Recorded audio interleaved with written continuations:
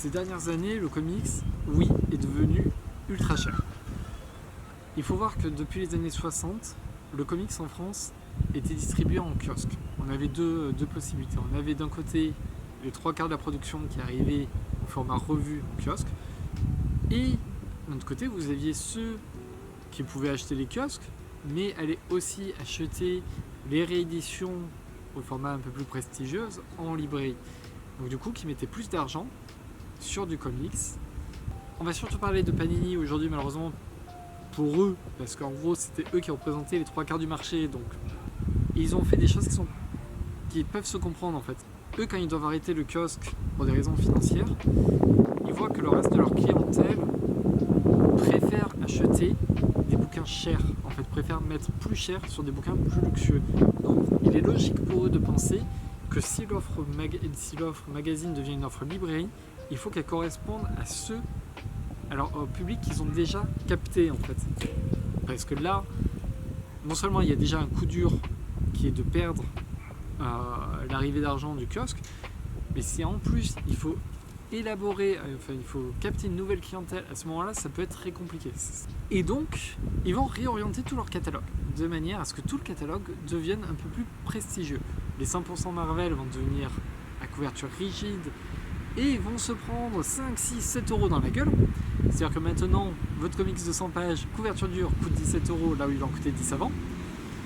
Et quasiment tout va augmenter de prix comme ça.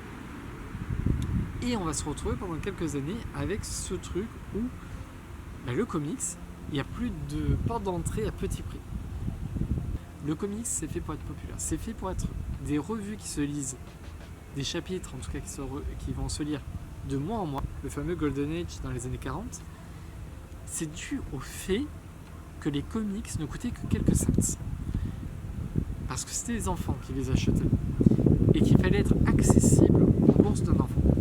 Il fallait qu'un enfant puisse acheter tous les mois son comics et ensuite qu'il puisse acheter tous les mois la suite de son comics.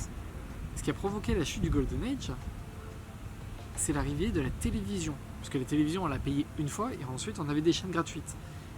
Donc ça coûtait encore moins cher que de payer tous les mois des comics, pour distraire les enfants en tout cas. On a quelque chose au cœur du comics qui est vraiment, à la fois la lecture sérielle, d'avoir un bout d'histoire tous les mois, et c'est pour ça que les histoires, chaque chapitre finit par un cliffhanger, c'est que vous êtes censé ne lire le chapitre suivant que le mois suivant, mais que ces comics ne coûtent pas trop cher. Reste accessible. Ça reste un problème aujourd'hui avec la VO qui coûte relativement cher, mais bon, ça c'est pas l'objet de cette vidéo, on va rester sur le français, sur le marché français. Déjà, la lecture sérielle a disparu en France, parce que du coup, on n'a plus que les volumes reliés. Donc ça, c'était un premier problème, qui n'est pas le plus grave. Mais le deuxième, c'est vraiment ce côté, commencer les comics quand votre premier prix c'est du 17 euros, alors que à l'intérieur, c'est pas fou en fait. La plupart des récits super-héroïques, si on devait les noter, ce serait du 14 sur 20, on va dire. De temps en temps, vous avez un 18, un 19 sur 20, mais la plupart, c'est du 14. Parce que c'est normal, en fait, les auteurs n'ont qu'un mois pour travailler sur chaque chapitre. Quand vous achetez un roman graphique qui coûte 30-35 euros, vous avez un auteur qui a travaillé au moins un an dessus, qui a travaillé 1 an, 2 ans, 3 ans, parfois 5, parfois 6.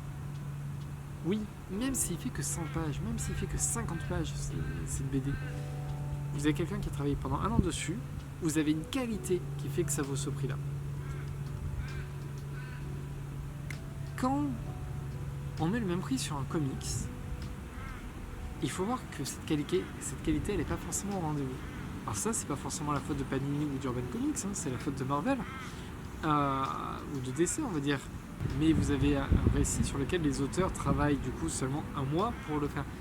Donc du coup, moi quand je mets 5 euros sur un magazine, c'est pas un problème si j'ai simplement du 12 sur 20 ou du 14 sur 20, on va dire, en termes de qualité, et j'ai mis que 5 euros, c'est pas très grave. Le mois suivant, ce sera sans doute mieux, et si c'est moins bon, c'est pas grave, pareil, c'est pas une grosse perte d'argent. Si je mets 30 euros dessus, par contre, là, je vais être plus regardant. Je vais être beaucoup plus regardant. Et en ça, oui, le comics coûte trop cher aujourd'hui.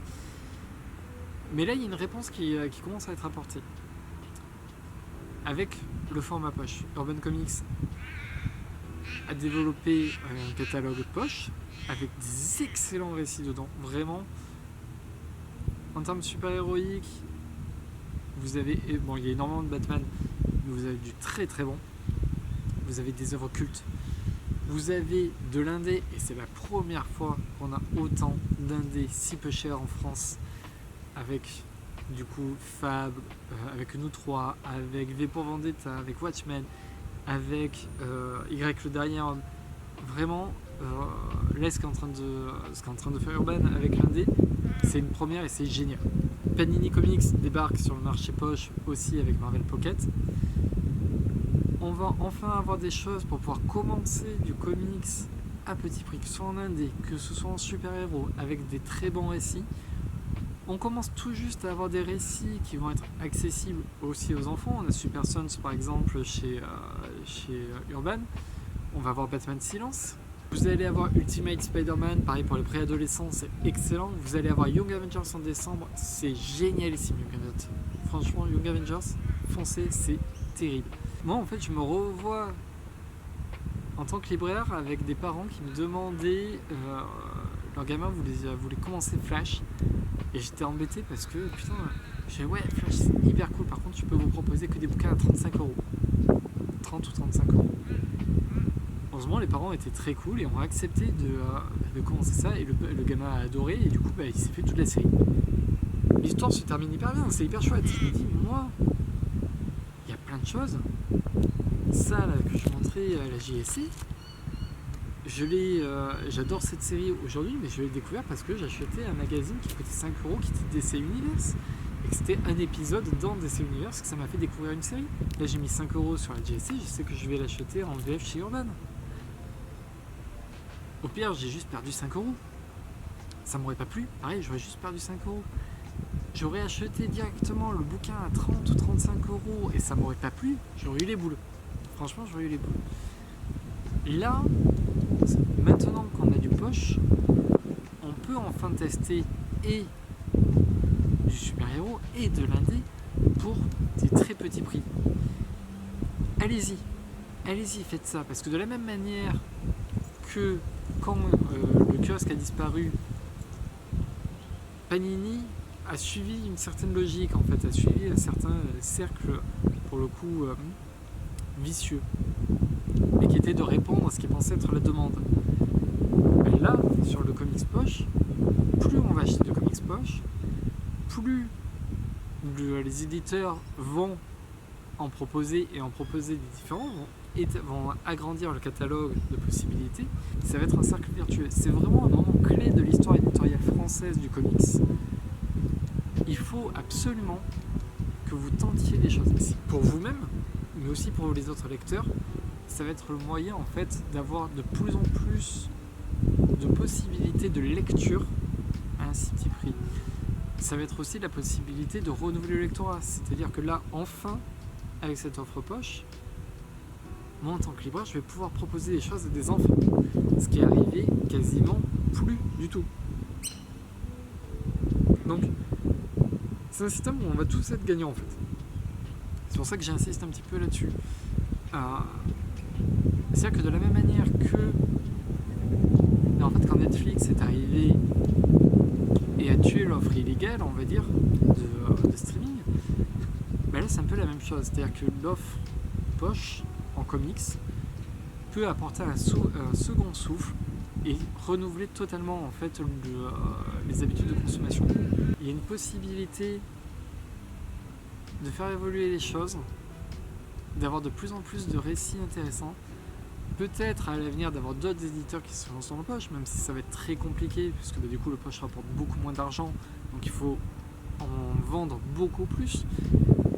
Mais si jamais par exemple Delcourt arrivait à faire du poche et qu'on ait du Invincible ou du Hellboy en poche, ce serait génial, parce que plein de gens aimeraient Hellboy en vrai, mais le format comics à 15 € on a rebuté pas mal. Que là, s'il y avait du Hellboy à 5 €, oui, ça marcherait sans doute. Mais pour ça, il faut que les éditeurs voient qu'il y ait un grand marché disponible.